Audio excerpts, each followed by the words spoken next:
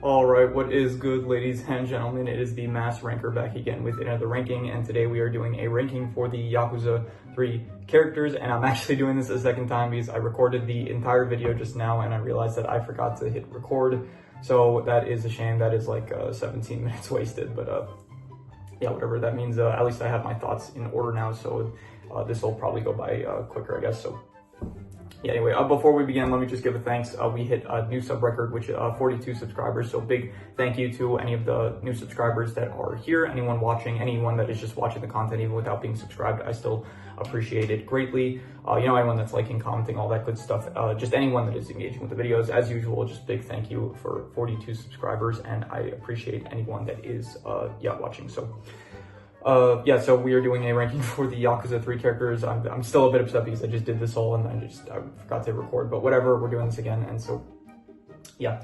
So starting off, we have Andre Richardson, and I would give him D/F tier. He is the first American character that is, well, not the first, maybe not the first American, but he's the first character that is like speaking English in the Yakuza series up until this point.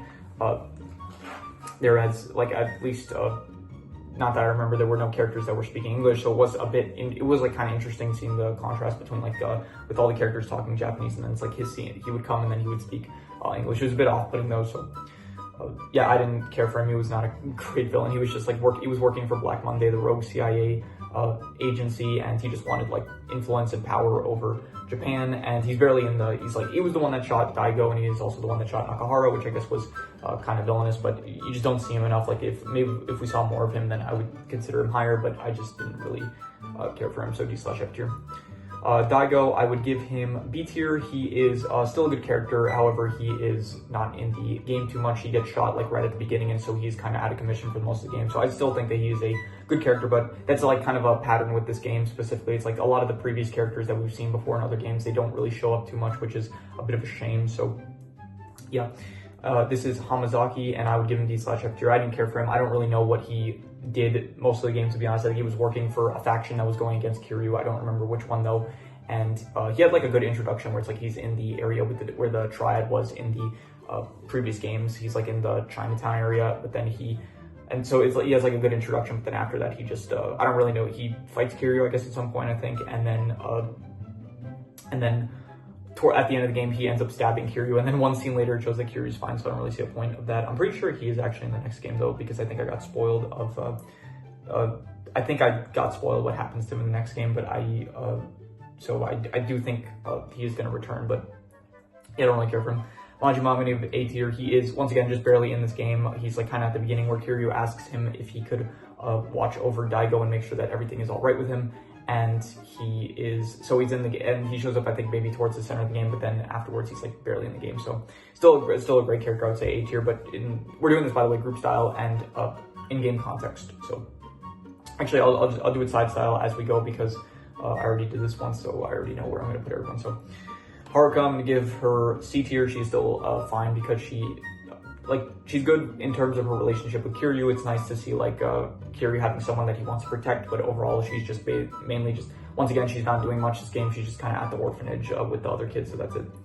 Joji, he is my favorite character from this game. I would give him S tier, definitely. He was very cool, very like this person who at first you think it might be Kazuma back from the dead, Shintaro Kazuma, but instead you find out that this is actually, Kazuma had a twin brother that is, he's American and working for the CIA, and I think that overall he is a very cool character.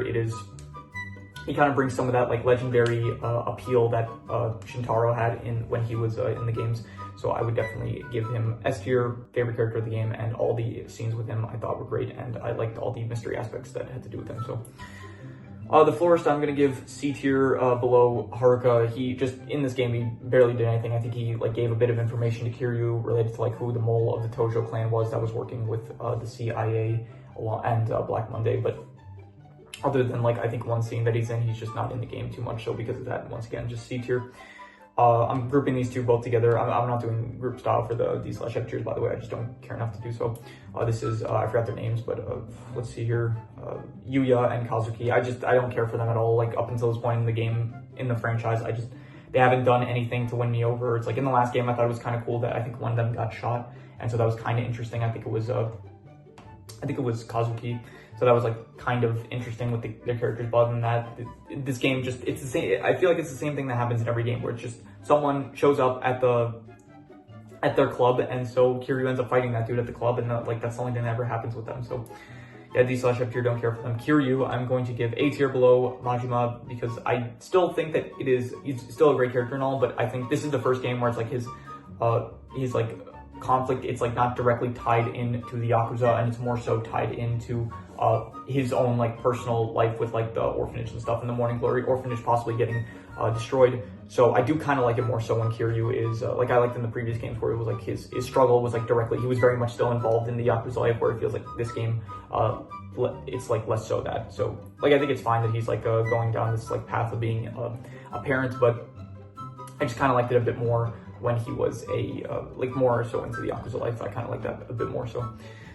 This is, I forgot his name, once again I always forget his name. It is, let's see here, Lao K Long, and I would give him D/F tier. Once again, every game up until this point, he's just like meant to be the representation of the triad in Japan, and so he shows up, he gets defeated. This game he gets shot, so I'm assuming he's not going to return for the next game. So yeah, I just don't care for him ever because he just shows up to get defeated like every game, and that's it. So Date or Dante, I forgot. Let me see here. Here main characters. Date, yeah, Date. I would give him. I'd go like B tier. I think B tier below Daigo because once again, just a good character from previous games, but it just doesn't have anything to do with this game. I think he helps Kiryu out a bit by giving him some information about the possible suspects that could be the traitor, which is Mine, Kanda, and Tamazaki. But other than like, I think that one scene is just add like, I think what was the bar called, like a Serenade or something like that. So he's at that club, he's at that bar drinking, and that's just like what he's doing the entire game, it feels like. So once again, good character that just doesn't do a lot in this game. So this is, what was his name, Aragaki Mikio, and I would give him C tier above Haruka. I thought that he was like good for the few scenes that he was in. He is kind of, he kind of gets overshadowed by Rikia a bit because he is he and Rikia, they end up fighting Kiryu, but then Rikia is the one that kind of like becomes the main subordinate of Kiryu, and then he's kind of just working at the orphanage helping Kiryu out with the kids and stuff, so he's kind of in the background. He does have a good scene though where he's like defending like the dog house from getting destroyed when this dude like shows up to the orphanage to like destroy it and stuff. So yeah, I'll give him like top of C tier. Kashiwagi, I will give him I'll give him B tier above B tier above Date. He was fine. He like, once again, he's doing what he usually does, where he just gives Kiryu some information about stuff that's going on in the Yakuza world. And then in this game specifically though, he ended up dying. So but there's like a 50-50 chance that I bet that he comes back so in the next game, because I don't know, it just feels like something that might happen. So yeah, B tier. Rikia, I would give him A tier below Kiryu. I thought that he was good. He was once again a new character similar to like Joji, where it's like not really similar to Joji in any way, but he is a new character like Joji. But he is the main subordinate of Kiryu, and he is the one that is basically, he's like Kiryu's sidekick basically the entire game, where he's going along with Kiryu and all, or at least he wants to a lot of the time, and he does a lot of the time as well. So he's going along with Kiryu on a lot of his missions and stuff, and trying to help out Kiryu. And overall, I thought that he was good. He had a good sacrifice at the end where he ends up taking a bullet for Kiryu. So overall, good character, I'd say. Tamiya, I will give him, I'll give him like B tier below Date. Like, his whole thing is just mainly like the one scene with him, it was just like explanation dumping, where he was basically just explaining the entire thing, like basically a lot of like what's going on, like giving like the bigger picture to the whole thing. So I appreciate when like games do that, because it helps with the clarity of like me understanding like what is going on. So I do appreciate it from that aspect. But then he is only in like that one scene, and that's it. And he also tells Kiryu like, hey, I don't want you to kill I forgot who it was. He was like, I don't want you to kill Toma, which is this dude here. And he didn't want him to kill, I don't think it was Joji. It might have been Joji, actually. I don't remember. So, yeah, B tier, bottom of B tier. So, yeah. Saki, I would give her, I'd give her like C tier above the Florist. She was fine, like mainly just for her relationship with Nakahara. I thought it was good for like Nakahara's character, but her, like, she also draws the picture of that, like, leads you to think that Kazuma is back from the dead, but turns out it was just his brother. So I do think that she was like fine in those aspects, but just not that memorable. She's not really, she's just at Morning Glory like the orphanage most of the game. So because of that, C tier. Nakahara, I would give him I'd give him like I'd go like B tier. yeah, I think I'd say like B tier below Daigo. I'd say he was fine. He was a good like character that at the beginning he's kind of like enemies with Kiryu, and then they like get a respect. They end up like drinking sake together, so they become like sworn brothers. I'm pretty sure that's what it means. And then from there, he ends up getting shot, and so Kiryu is a lot of the like he's going after the people that shot, not just him, also Daigo. But yeah, so but then once again, he's kind of like out of commission for a lot of the game. So. But I do think that he's a good character, and towards the end, he also like I thought his relationship with Saki was good, and at the end, like he ends up wrestling a bull. I remember. So overall, a fine character. I'd say like mid B tier. I'd say so. Toma, I think that's the name, right? Am I getting that right? Let's see here. Supporting characters. Oh yeah, it's not listed here for some reason. I don't remember why, but I thought. Yeah, I made a mistake in the review for Yakuza 3. I accidentally called Toma Pseudo, but they're two different characters. But yeah, I would give him like D/F tier. He was just like the guy that Tamiya, he was like basically he told Kiryu like please protect him. He's gonna grow up to be like a good politician and stuff. He like really loves Okinawa and stuff, but he's barely in the game. Like you don't really see him. You just like hear stuff about him from Tamiya, and that's it. I think he has maybe one or two scenes maybe that I don't really remember. So D/F tier. This is one of the orphans, Taichi, and I'm using him as kind of the representation for all the orphans because I don't really care for any of them, so D/F tier. I really just, the entire plot of the game, the worst parts of it were just like when Kiryu was helping to deal with like the orphan kids, where it's like one of them was, oh, I'm being bullied in school, another one was like, he specifically was like, I'm allergic to, like he had an allergy and so he couldn't wrestle and stuff, and it wasn't interesting. Like I preferred the Yakuza stuff much more, so because of that I'm saying D/F tier. Here, this is, who is this guy? This is, yeah, Tetsuo Tamashiro. I didn't really care for him. I'd say like D/F tier. I guess he was kind of antagonistic because he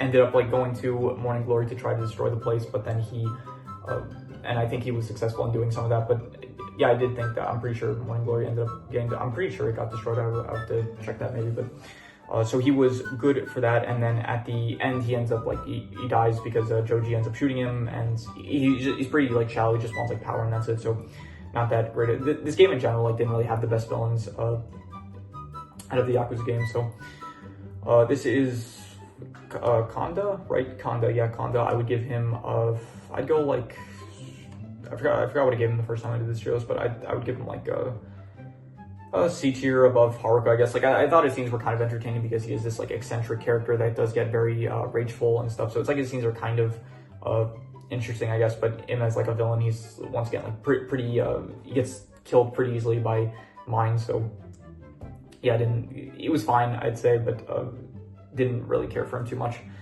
This dude, I once again don't care for this. What's his name? Yoshinobu Suzuki. He is just the guy that is trying to run he's the guy that's trying to implement the military/resort project that you don't really see him in the game. I think they just show him in like one TV news report and that's it. And he's just like the guy that is the face of the project, I guess, besides Tomiya, who is secretly like trying to go against it. So yeah, I don't really care for him. And then finally mine, I would give mine I'd go like B tier, and I would say better than Nakahara. I'd say like he's I guess the most interesting villain from this game because he is the main villain, but I did think that he had like really shit motivations where, first of all, he wanted to kill Daigo when he was like he said like Daigo was like the only person that like he respects, and yet he was like, I can't live to see him with all these tubes, like there's no way to live, so I'm gonna kill him. It's like, what, how does that logically follow? So, and Kiryu's like, dude, he's gonna recover, like relax. And I'm thinking like, yeah, like is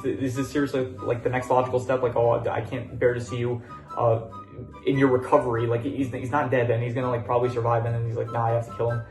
So I did think that yeah, it was stupid, as well as like his motivations where it's like he was an orphan and he grew up with nothing, and so he like all he cared about was money and power and stuff, and so he wanted to take control of the Yakuza clan in order to instill ideals or something. Like he was like, everyone's selfish, so I think he wanted to be in control of the Yakuza clan, even though he himself like basically stated that he's selfish. I don't really understand, like his motivations were not great and stuff, so, and not really a great villain. I guess kind of still he was cool with like the whole investing and stuff, like, and he was like a rich character and stuff, so he was like fine. I guess he kind of had like some cool I don't want to say aura, but it seemed he had like a presence, I guess, to him. So Yeah, overall, I'll say like mid-B tier, definitely not one of the greatest villains in this game, but I guess the best villain in this game, I'll say. So, yeah, but that is, yeah, okay, luckily I am recording this time, so I don't have to do this a third time.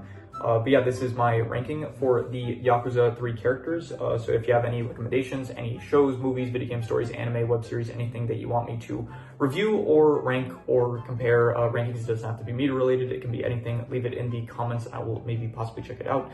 Once again, big thank you for 42 subscribers. Very much do appreciate it. Anyone that is just watching, subscribe, liking, commenting, anything, engaging with the videos in any way, shape, or form, I really do appreciate it.